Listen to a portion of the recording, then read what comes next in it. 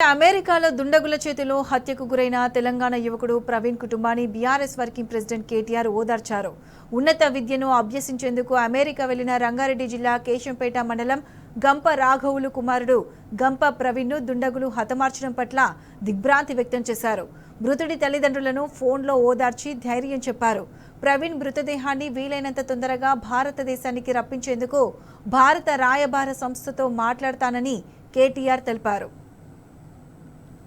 సరే, అది మేము కూడా వార్త చూసి అందరూ బాధపడకుండా మేము ఏం చేయగలుగుతామో చెప్పండి. తప్పకుండా అక్కడ ఎంబసీతో మాట్లాడి ఎంత ఫాస్ట్గా మనం హెల్ప్ చేయగలుగుతామో చెప్పండి, మనం చేసి పెడతాం. తెప్పిస్తాను. మీరు కొద్దిగా వివరాలు రవికి ఇవ్వండి. అంటే నేను మాట్లాడి అక్కడ మినిస్టర్ గారితో కూడా మాట్లాడి తెప్పిస్తాను. Thank you. సారీ.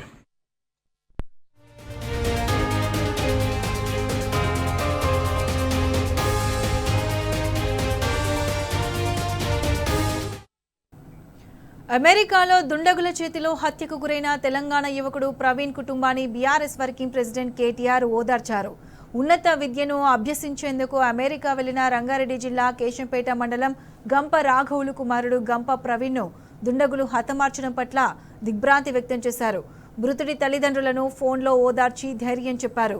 ప్రవీణ్ మృతదేహాన్ని వీలైనంత తొందరగా భారతదేశానికి రప్పించేందుకు భారత రాయబార సంస్థతో మాట్లాడతానని కేటీఆర్ చెప్పారు.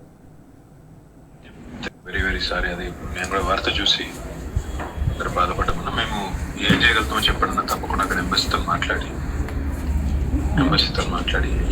ఎంత ఫాస్ట్గా మనం హెల్ప్ చేయగలుగుతామో చెప్పండి, మనం చేసి పెడతాం. తెప్పిస్తాను. మీరు కొద్దిగా వివరాలు రవికి ఇవ్వండి. అంటే నేను మాట్లాడి అక్కడ మినిస్టర్ గారితో కూడా మాట్లాడి తెప్పిస్తాను. Thank you. సారీ.